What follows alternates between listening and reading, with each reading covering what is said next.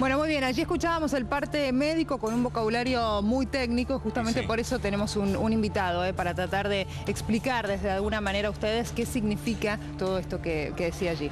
Así es, el doctor Alejandro Anderson está con nosotros. Bienvenido, doctor, ¿cómo anda? Bien, muy bien, muchas gracias. Con usted hemos hablado mucho cuando tuvo el problema del hematoma subdural la Presidenta de la Nación. Ahí nos estuvo ayudando a entender. Bueno, este caso es completamente distinto y muy grave.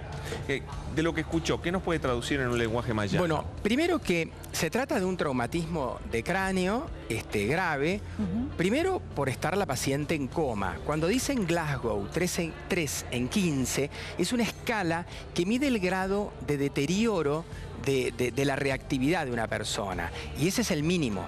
Es el mínimo, es estar en un coma importante. Por otro lado, me pareció entender que hablaban de que las pupilas no eran reactivas, que eran midriáticas. Eso también es digamos, un signo de gravedad. Y por supuesto que el que sea un proyectil que ha penetrado la cabeza, el cráneo y que hay pérdida de masa encefálica, es otro pronóstico de gravedad. Incluso cuando el proyectil no tiene salida, cuando es solamente un orificio de entrada, muchas veces es porque también se ha trasladado dentro de la cabeza, rebotado en el cráneo y quedó alojado. Porque la velocidad... Eso pasa con los calibres más pequeños. Exacto. Que tienen ingreso pero no tienen salida. Entonces rebota contra las paredes. Hacen más daño. Exacto, exactamente.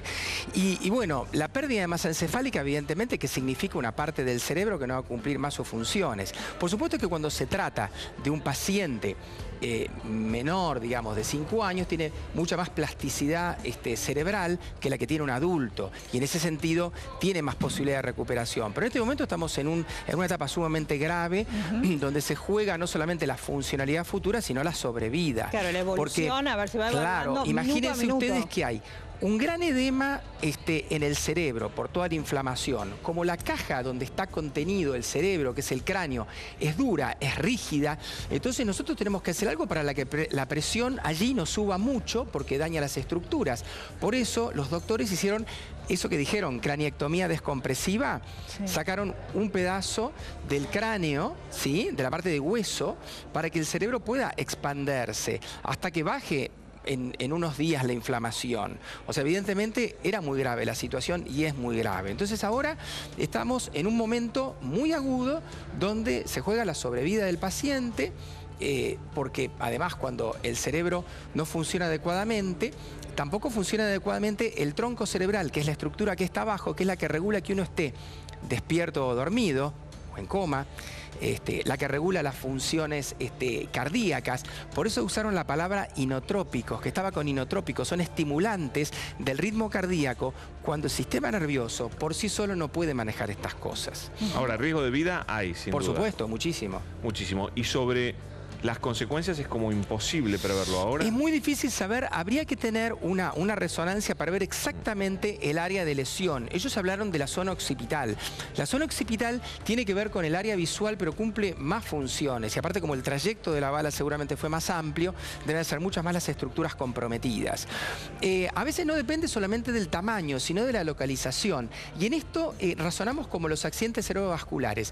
Hay pacientes que tienen una lesión puntual, no demasiado grande, de apenas 1 o 2 centímetros, pero en un lugar estratégico y pueden estar sin lenguaje y hemipléjicos. Y otros pacientes con una lesión mayor quizás no tengan prácticamente un déficit neurológico porque se ha ubicado en un área más muda del cerebro, como decimos nosotros los neurólogos. Pero en este momento el pronóstico es grave. Yo, a ver, saliendo un poco del caso, a ver, saco como conclusión que hay sectores del cerebro entonces que nos sirven, porque si tenemos una lesión ahí y no nos complica nada. Se pueden compensar más fácilmente o son áreas que no son tan imprescindibles, porque si tenés una lesión en el área del lenguaje, como es algo que uno realmente lo usa de manera imprescindible, eso se nota rápidamente y te crea una seria discapacidad.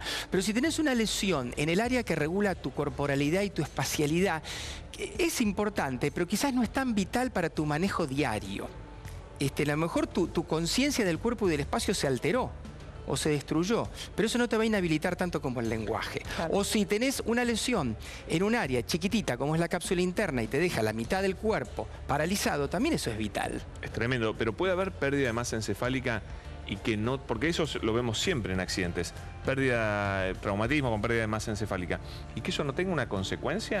Yo he visto muchos pacientes con pérdida de masa encefálica que tienen discretísimo déficit neurológico, muy discreto. Impresionante eso. No todos, por supuesto, pero existen.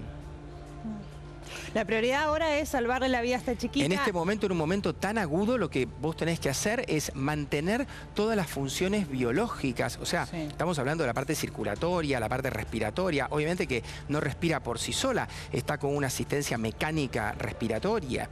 La parte circulatoria está asistida también. Y después hay que tratar de bajarle el edema cerebral. Se colocan sensores, se llama PIC, presión intracraneana, que miden la presión dentro del cráneo, porque si uno tiene la presión dentro del cráneo por arriba de determinado valor, también se crea más daño en el cerebro, además del que ya sufrió por el impacto de la bala. Claro. Y eso aparte te puede apretar el tronco cerebral que está debajo, en el medio, y que después te va a regular todas las funciones vegetativas y automáticas. O sea, presión sanguínea, temperatura, frecuencia cardíaca, la parte respiratoria, todo eso depende del tronco cerebral, todo lo vegetativo. Claro. Y poder despertarte, además, poder despertarte. Sí, la verdad. Y en los niños en general, ¿qué pronóstico hay con respecto al funcionamiento del cerebro y demás, y las lesiones? Siempre un chico va a tener mejor pronóstico que un adulto. Y un adulto va a tener mejor mirá vos. pronóstico que un anciano. ¿Por qué? Porque la plasticidad cerebral es mayor. Incluso en los chicos, no es lo mismo estar hablando de un bebé, de un chico de 5 años, de un chico de 8, de un chico de 10. Siempre la menor edad es un dato que juega a favor. Y es muy importante en este momento también cuidarlos de las intercurrencias, de todo lo que tiene que ver ¿Qué con es las intercurrencia? Son todas las infecciones y todas las complicaciones que tenés con un paciente que está lleno de tubitos, de caños, de aparatos para poder ayudarlo a mantenerlo vivo, pero que son también puertas de entrada para infecciones, puertas de entrada para complicaciones. Uno no puede estar con asistencia mecánica respiratoria toda la vida porque eso te termina dañando el parénquima del pulmón, el meter el aire a presión. Sirve por un periodo de tiempo y te salva la vida también, pero no puede ser muy, muy prolongado. Es como los pacientes que les ponen un tubo en la boca. Eso puede ser por unos días, pero después tenés que hacer una traqueostomía, porque no pueden estar con el tubo en la boca por muchos días, porque eso por apoyo crea úlceras por decúbito. Claro. Ha sido muy amable, doctor Gracias a Anderson, por ustedes. esta charla con nosotros. Gracias.